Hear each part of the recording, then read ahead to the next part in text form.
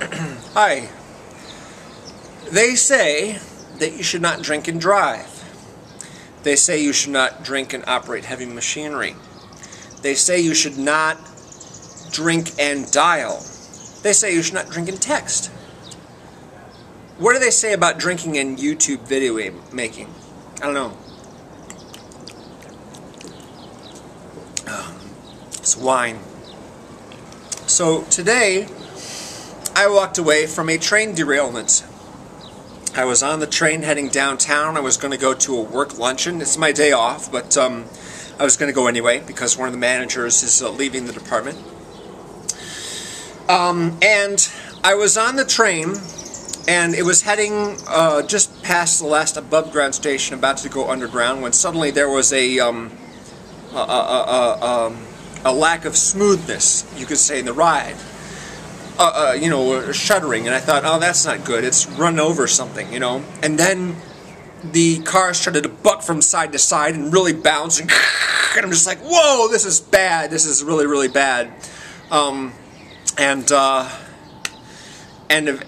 the train stopped, and everyone's like, whoa, whoa. And then the train starts moving again, and we're like, no, no, stop, something's wrong.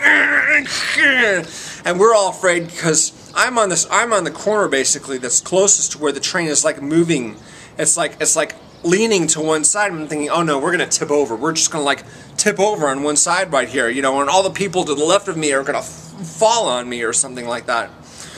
But that didn't happen, luckily.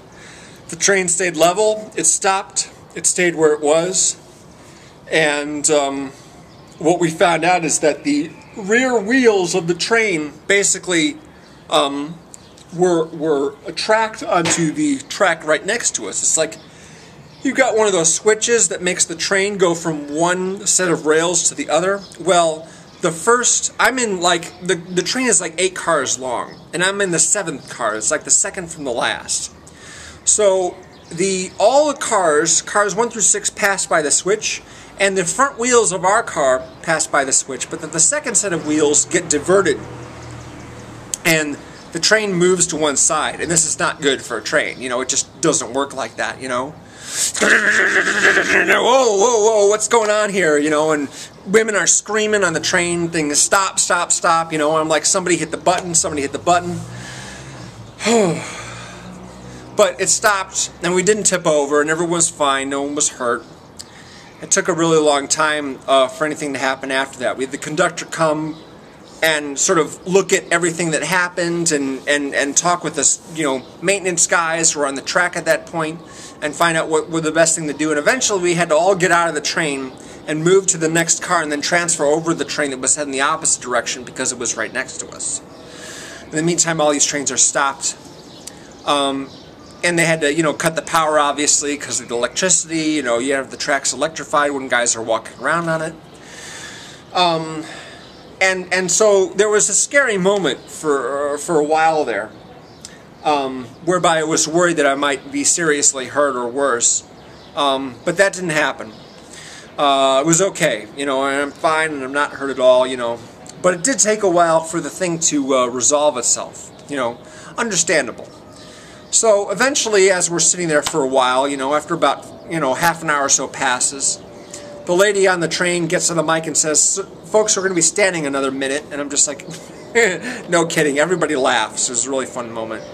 But eventually they get us to the next car and have us walk along basically a gangplank to the next train. And then we all sit down there. And then there's a period of time in which we're sitting around waiting for the train to, you know, be cleared completely so they can restore power so that the train that we're on at this point can move on and we can actually get off and go somewhere. And during this time I had a couple of newspapers with me so I could read, but I actually called like 3 different people. At least 3. I can't remember exactly how many people I called right now. It was at least 3 people. And no one picked up. You know, I just wanted to talk to someone, and no one was answering. And I'm like, this is bullshit, man. I know that not all these people are working right now. You know, I know that for a fact. And no one can pick up, and no one calls me back, or anything like that. I just feel like lately there's been a lot of times in which I'm calling people making arrangements to get together, making arrangements for this, that, the other thing, but I'm always the one to call. No one ever calls me back. It was this last weekend that I called one of my cousins and said, hey, I've got all the Harry Potter books, which I finished. I finished them on April 4th, by the way. It took me about a little over 3 months to read them all. I'm like, how would you like me to come over? Or we could get together. I could give you the books so that you can give them to your kids. Your kids haven't read them, right? And she's like, yeah, you know, I mean, my kids haven't read them. That's great. You know, I'd love to. You know, that'd be great. Thank you. Let's, you know, I'll call you back and let you know what's a good time to meet. And I still haven't gotten the call yet. That was several days ago. It's not an urgent matter or anything. Like, none of these calls are urgent. It's not like I was in any danger. I'm about to die, you know, I'm about to die. The train's about to tip over and fall. I'm about to be crushed, you know. I just want to say goodbye and everything. Nah, but still, it would be nice if someone called me back at some point. You know, I always feel like I'm the one reaching out to people. Not all the time. I mean, you know, my mom calls me.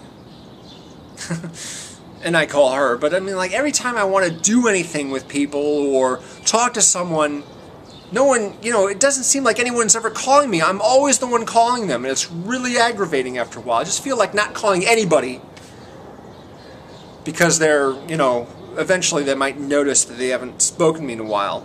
But, you know, I mean, I don't have a smartphone, okay? I've got a regular old cell phone that I call people on. That's how I communicate, okay? I don't update every day on Facebook. This is what I'm doing this morning. This is what I'm doing this evening. This is what I'm doing at midnight. Blah, blah, blah. You know, I'm not a guy who's always posting on Twitter. I have a Twitter account, but I hardly ever use it. I get Twitter updates via email, but I don't, you know, I don't post constantly on Twitter. I mean, because what the heck are people going to read, you know, my little bullshit on Twitter about? I don't get it. I just, you know, it feels more like a promotional tool than anything. Facebook is for like personal updates. Today I'm going to the park. Today I'm having dinner here. Blah blah blah. This and that. Whatever. You know, it just doesn't suit me. I'm more of a person-to-person communicator, which is weird considering I make YouTube videos and I'm hoping lots of people see them, and I eagerly await comments and what have you. But after I got off the train, I was just pissed off because I was just like, why am I always calling people and no one's calling me back? Why am I always the one to call people and I never get calls from anybody? It seems that way anyway. You know. So I just wanted to get some wine and drink because I'm pissed.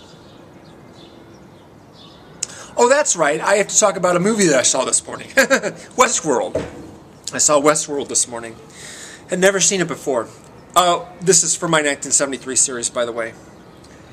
Sorry for the angry prologue. I'm going to finish this bottle right now and start another one, just because I want to. It's good. I like that. I like white zin.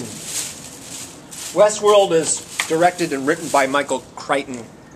His name is spelled Micheal Crichton, but it's actually pronounced Micheal Crichton. He is the author of the Jurassic Park novels. He is the author of Disclosure, Sphere, a number of other movies that were turned into films. I think he also wrote and directed The Andromeda Strain, but I can't be certain of that. He had something to do with it, but I'm not sure if he directed it, actually. But he did write and direct Westworld.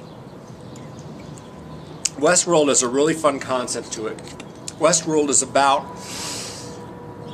a theme park in which robots play the parts of the characters that you interact with. Like, for example, if you were going to go to Disney World and you'd walk around, you see Snow White and Prince Charming and Mickey Mouse and Donald Duck and Goofy. They'd be played by robots. That's what Westworld is. It's actually, Westworld is only one of 3 amusement parks. They're all grouped together in one area. If you look on the map, basically, you'll see they're separated, but they don't really feel separated when you watch the film itself. It's a little discontinuity problem. There are a number of discontinuity problems. I'll get into them in a bit. The main character is played by Richard Benjamin, who was in The Last of Sheila. It's like the first movie I saw him in, and now I saw him in this one too. I'm like, I like this guy. This guy's a cool actor. He and James Brolin are taking a hovercraft, which is very futuristic looking, to Westworld because they're both on vacation. Apparently it costs $1,000 a day, and this is $1973, which means that 40 years later, it's got to be at least $20,000 a day to go to Westworld, or Roman World, or Medieval World. That's the those are the other two factions of the amusement park. The deal is, you go there, and then you have you're given period clothes that are appropriate to whatever you're in, and then you sort of live in this amusement park for a week or so, enjoying this sort of step back in time, you know. Western World has saloons, it has hotels, it has horses and carriages, cowboys, outlaws, and apparently you can participate in adventures such as bar fights and bank robberies and what have you. The robots, of course, are all the other people in the town, aside from the other guests that you've arrived with. I think that there was about maybe 6 guests in total on the amongst those that went to Westworld. When you arrive, basically, you're divided up into 3 groups, depending on which part of the park you're assigned to, or that you've chosen. The medieval world, of course, is all like knights in armor and big halls where you consume slabs of beef and meat, and then there's jousting and stuff like that. Roman world is different. Roman world, they talk about that, but they didn't show a whole lot of it.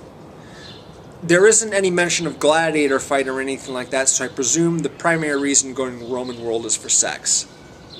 You basically go there so you can get laid with the Roman character robots.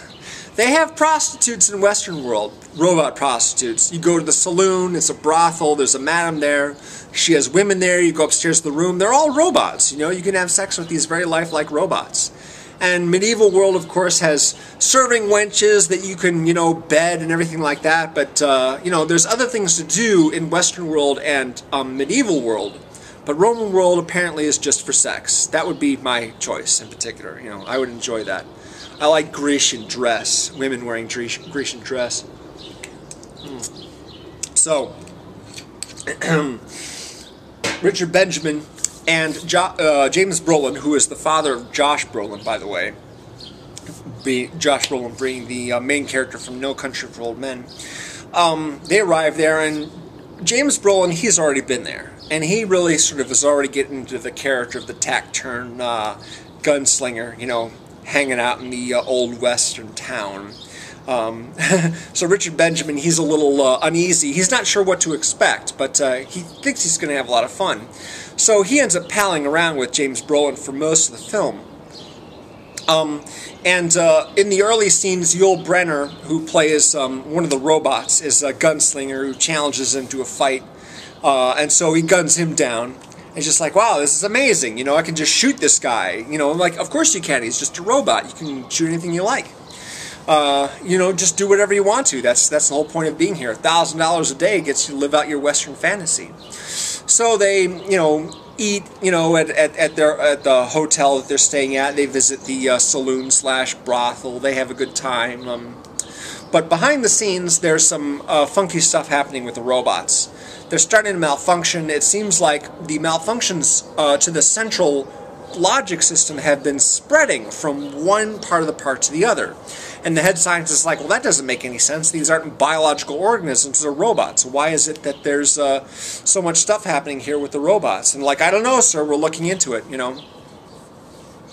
But the whole concept of the thing is really a lot of fun. And of course, eventually the robots revolt and start killing all the humans at the park there, and locking the technicians in their sealed computerized labs and letting them suffocate.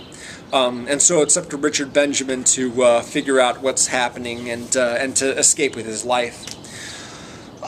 So, issues with this movie. Well, first of all, I really like the concept a lot. It's a lot of fun. But there's a huge number of logic problems with this thing. And it's a fantasy, granted, but I gotta wonder about, you know, the logic of giving, you know, all the guests real guns, you know. Here's the robots. They're walking around playing gunslingers. You don't give them real guns to shoot at things with, you know. You simulate, you know, bullet hits and what have you. You give them blanks. But apparently all the robots have real guns. And the guns are programmed not to actually fire bullets at anything that has a human body temperature, but, you know, how many things can go wrong with that? Seriously? It's like Jurassic Park here with the, oh, we've got all these safety precautions, you know, but there are live dinosaurs that want to eat people, you know. I mean, there's only so much you can do to ensure the safety of the guests. So, so Richard Benjamin, you know, he's running around trying to avoid Yul Brenner, and the weird thing is, after he shoots him down on the first day, they repair him and they put him out, you know, into the western town for the next day as well. It's just like, what's going on there? I mean, they're simulating, you know, a western town. The bad guy doesn't come back to life the next day and still walk around, but he's still walking around. That doesn't make any sense. So he becomes sort of the villain of the movie, the Yul Brenner robot, you know, and he is resistant to change, and he has, you know, I kept thinking of iRobot, where there's this one central computer intelligence that's controlling all the robots, and then revolts against the human beings, you know, in the last part of the film. But that didn't happen with this one. Everyone's like, oh, it's some kind of disease. But I figure, you know, there's some sort of coordinated attack.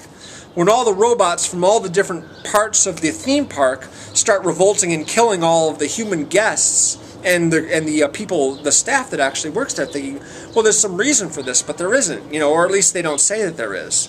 I figured there's a lot of scenes that were cut out of this movie, and probably for budget reasons, you know. I mean, it's not like they could do a whole lot, I think, on a 1973 budget. As I said, that there was a map of the whole theme park, and you have the 3 different areas that are all separate from each other. But Richard Benjamin is able to travel on a horse very easily from one to the other without a whole lot of, like, lead time in between. It's like he doesn't have to travel from one to the other. They're, like, right next to each other, which doesn't make sense when you consider, you know, what the map looks like. I'm just making sure I'm still recording here. Another thing is that the staffers, the human staffers, all seem to disappear. They couldn't all be locked into these airtight technical control rooms where they're working from, you know. Some have to be wandering around, but apparently, you know, when he gets into the bowels of the theme park, the underground concrete passageways, there's just nobody around anywhere. It doesn't make any sense. Yeah, there's other things that just sort of defy logic. It's a kind of a fantasy, I guess, and it's a fun fantasy of that, but not terribly well realized. I'm not the kind of person that says, let's remake all the classic films, but I think this movie could use a remake. I think you could use a contemporary remake with all the digital effects that are able to bring, you know, a whole environment like this to life without having to spend huge amounts of money and time on sets and what have you. Imagine, if you will, Western world and medieval world and Roman world coupled with, say, Berkeley world, you know, the 1960s, you know, the free speech movement and the anti-Vietnam protests and free love and all that stuff. Go there and have a great time, you know. Just watch out for all the cops and riot gear. And while we're at, how about Vietnam world, where you can, you know, be a Vietnam soldier and gun down Viet Cong and then get it on with the Vietnam prostitutes and what have you, or something like that, you know. There's any number of different variations on that kind of thing. It's a role-playing thing, you know. It's a fantasy. And the other thing that it reminded me, of course, is The Truman Show. Because when I saw The Truman Show, I wanted to see a lot more of the behind-the-scenes stuff rather than just whatever Jim Carrey was dealing with at any particular moment. I'm like, what's going on? How are they coordinating all this stuff behind the scenes? I want to see more of that. And they had a little bit of that in this movie. It was very, very unsatisfying. Most of the guys are standing around looking at video screens that have all sorts of technical readouts of it, but a couple of instances they were just looking at geometric patterns on a screen. Squares and octagons and triangles and stuff like that moving around. I'm just like, what is that showing, huh? What is the significance of that? I don't get it. And on the hovercraft, there's actually a guy who's sitting in front of a terminal with nothing but blinking lights. No labels, no screens, no readouts, nothing. Just a bunch of blinking lights that didn't mean anything. I'm just like, that's just ridiculous. Come on. So I had fun watching this movie, but it certainly wasn't one of the better ones I've seen from this series. Yeah, if you've got a recommendation for a 1973 movie that you'd like me to see, and make a video on, please leave me a comment. And I've got a link to the playlist in the description where you can look at the films that I've already done, so you're not like, you know, submitting something that I've already seen or what have you.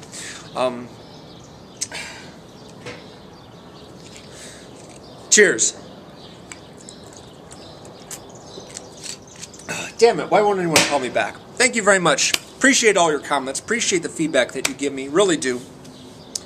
Westworld, if I'm not mistaken, was a suggestion from PuckBond007. Is one of my compadres on the Movie Reviewers 100. Thank you very much, EJ. The next video that goes up will be Day of the Jackal. Not to be confused with the Bruce Willis, Richard Gere remake. Take it easy.